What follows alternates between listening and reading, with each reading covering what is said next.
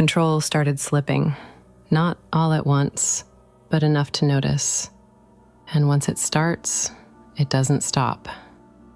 This is Project Anoxia, Chapter 12, Drift.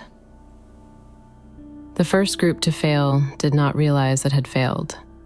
At 600 UTC, synchronized clusters still existed, though reduced in size. Across multiple structures, small groups maintained controlled breathing patterns, aligned with the external signal. Their movements were minimal, their focus absolute.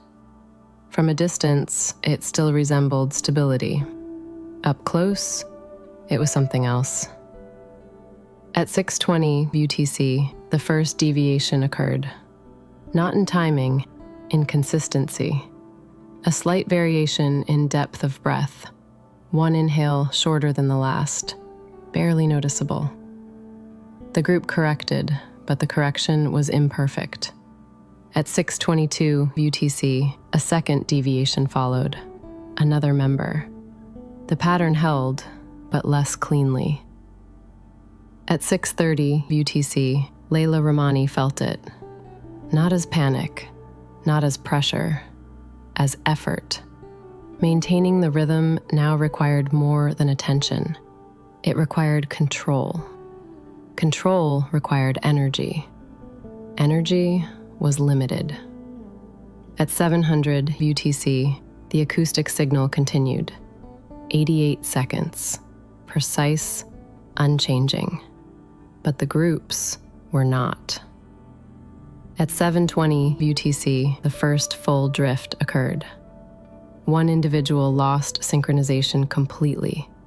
Not suddenly, gradually. Their breathing fell behind the pattern, then rushed to catch up.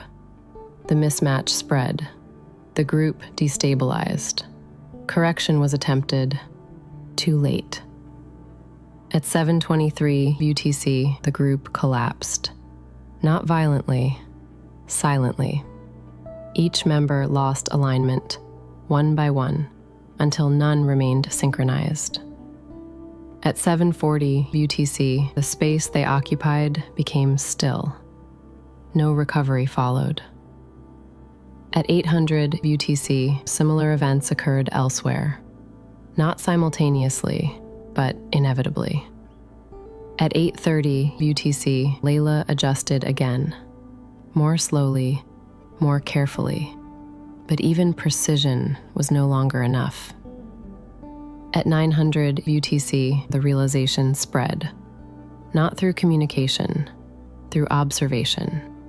Synchronization was failing, not as a system, as a capability. At 940 UTC, groups became smaller, not by removal, by drift. Those who lost alignment could not recover. They were not pushed out, they simply stopped matching. At 10:20 UTC, Layla noticed something else. The pattern had not changed, the requirement had not increased, only the ability to meet it had decreased. At 1100 UTC, she wrote one final line, tolerance approaching zero. Then she stopped writing completely. At 1140 UTC, fatigue deepened. Not muscular, not respiratory, cognitive. Attention slipped, timing faltered. At 1210 UTC, Layla missed a cycle, just one. Her inhale came late. The effect was immediate. Her chest tightened, air thinned further. She corrected, barely, but the margin was gone. At 1240 UTC, the acoustic signal extended again. 95 seconds. Still perfect, still unreachable. At 1310 UTC, no group remained fully stable. All showed variation. All showed strain. At 1345 UTC, the first attempt to simplify the pattern occurred. A group shortened the cycle, made it easier to maintain. It failed instantly. The system did not adapt. It rejected deviation.